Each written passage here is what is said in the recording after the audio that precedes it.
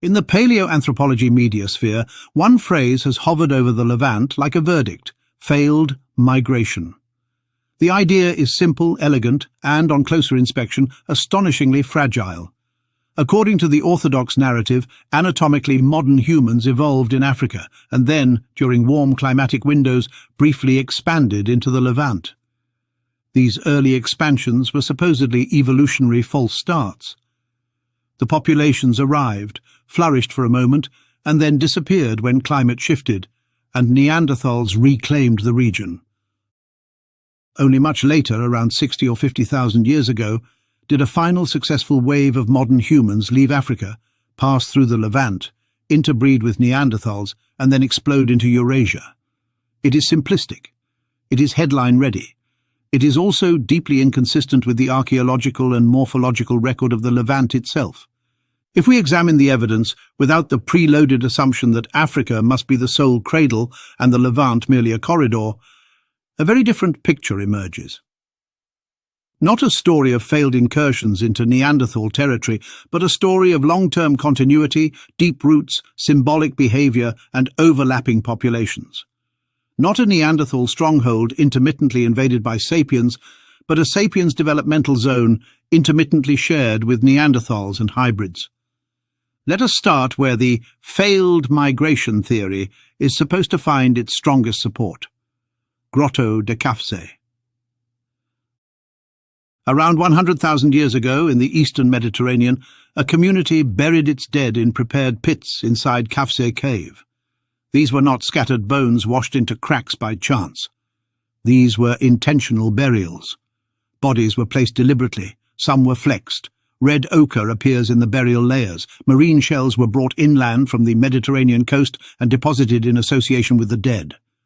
One burial, Qafzeh 8, an adolescent, was interred with an engraved Levallois core nearby. The incisions are not accidental percussion scars. They are repeated, patterned marks.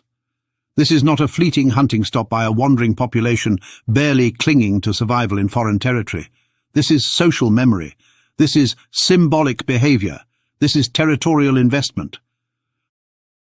The failed migration theory asks us to believe that such a community, burying its dead using ochre engraving stone, simply vanished. No continuity, no descendants, no cultural thread, just extinction in place, replaced wholesale by Neanderthals when climate cooled.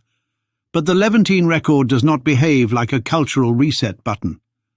At Quneitra, dated to around 54,000 years ago, an engraved aurochs femur was recovered. For years the incisions were dismissed as carnivore damage. Later, microscopic analysis demonstrated intentional engraving. The pattern is deliberate. The marks are controlled. And they sit firmly within a Levantine Middle Paleolithic context. Now consider Manot Cave, roughly contemporaneous at 55,000 years ago.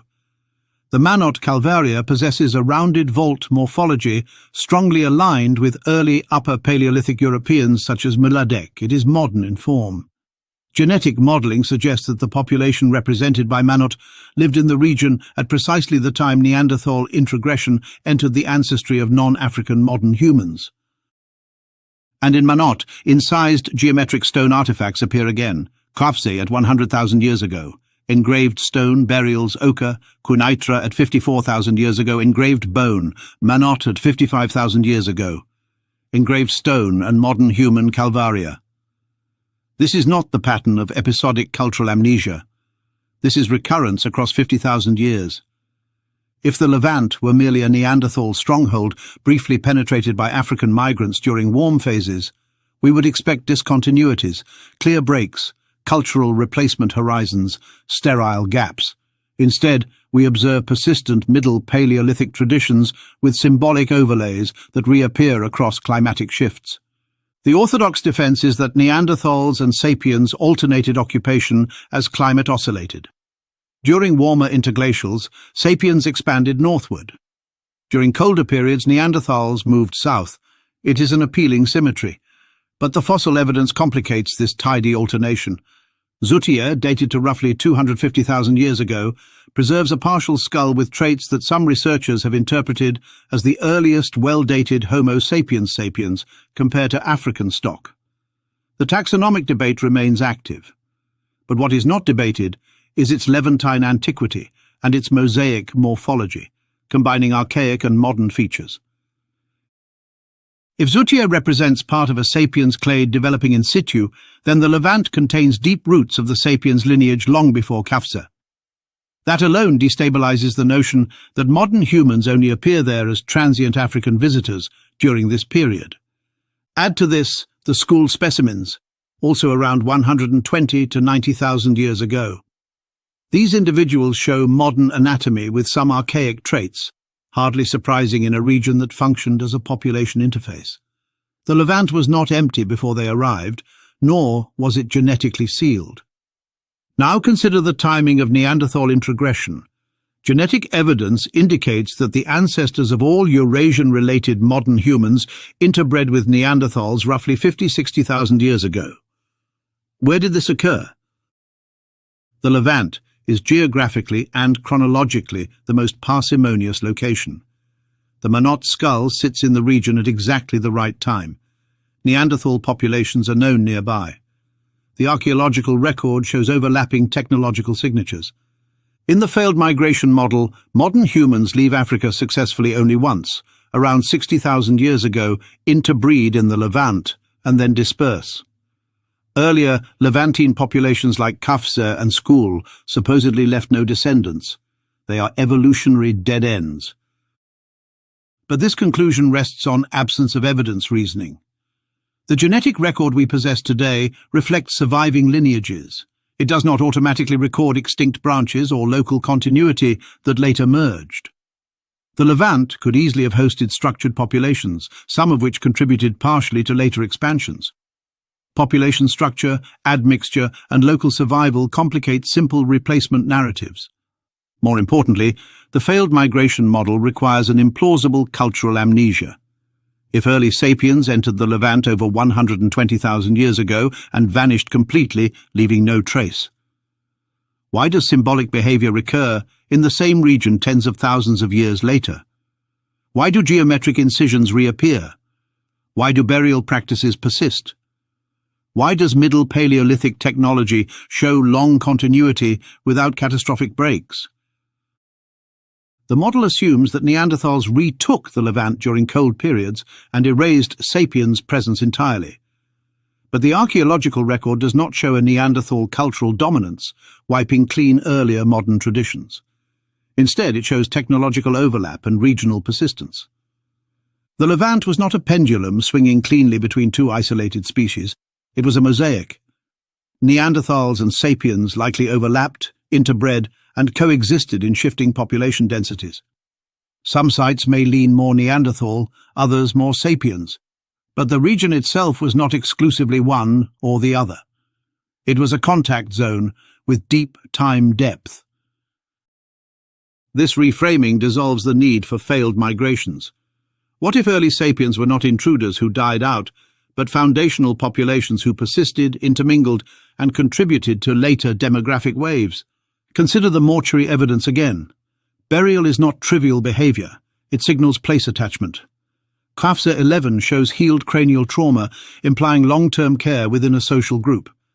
Ochre use suggests symbolic cognition. Marine shells indicate mobility networks reaching the coast. These are markers of established communities. The failed migration model asks us to believe that these communities were ecological tourists, arriving during warmth and evaporating when cold returned. But ecological systems do not operate in binary territorial swaps. Populations fragment, retreat to refugia, adapt, merge. The Levant, geographically positioned between Africa and Eurasia, with Mediterranean microclimates and diverse ecological niches, is far more plausibly a refugial mosaic than a strict alternation zone. When climate deteriorated, populations may have contracted into coastal corridors, upland refugia, or cave systems. Some may have hybridized with Neanderthals. Others may have shifted subsistence strategies. But total erasure is an extraordinary claim requiring extraordinary evidence. The strongest argument for failed migration is genetic. Present-day non-African populations trace their ancestry to a major expansion around 60,000 years ago. Earlier expansions appear not to have contributed substantially to surviving lineages. But genetics tracks lineages that survive to the present. It does not automatically eliminate the possibility that earlier Levantine populations merged into later waves were absorbed or contributed partially, but not dominantly. Genetic bottlenecks can obscure earlier structure. Moreover, the Levantine archaeological record between 120,000 years ago and 50,000 years ago does not exhibit a stark, species-based dichotomy. Middle Paleolithic industries show technological continuity. The so-called Neanderthal zones are defined largely by fossil finds, not by radical technological replacement. The Levant was likely not a battlefield of total exclusion, but a zone of overlapping adaptive strategies.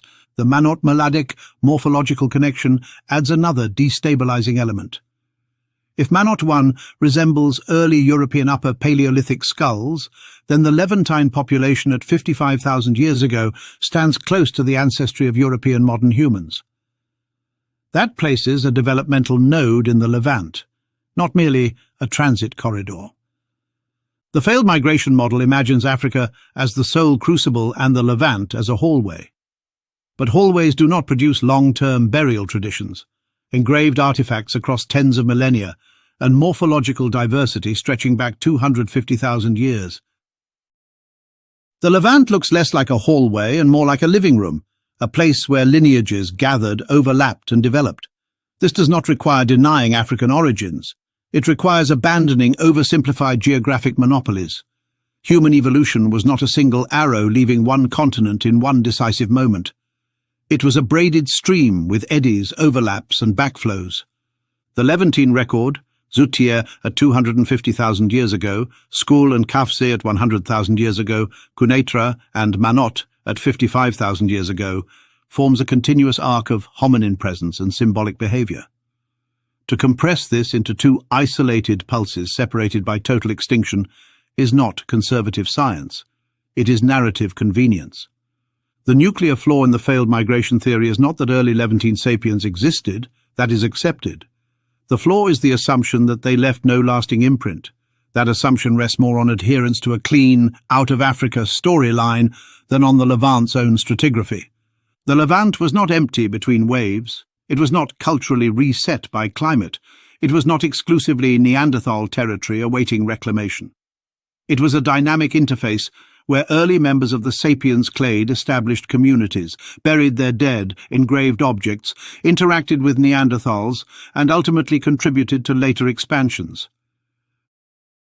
The phrase failed migration implies error, but perhaps the error is not in the migrations, it is in the framing. What if those early Levantine populations did not fail?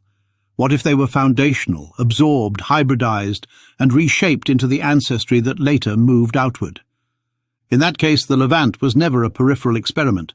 It was a crucible, one that hosted deep sapiens roots long before 60,000 years ago, and one that shaped the genetic and cultural tapestry of Eurasia. The evidence does not support a story of brief invasion and disappearance. It supports a story of continuity, overlap, and complexity. And once you see that continuity, the failed migration narrative begins to look less like a conclusion and more like an artifact of theoretical inertia. Thanks for watching.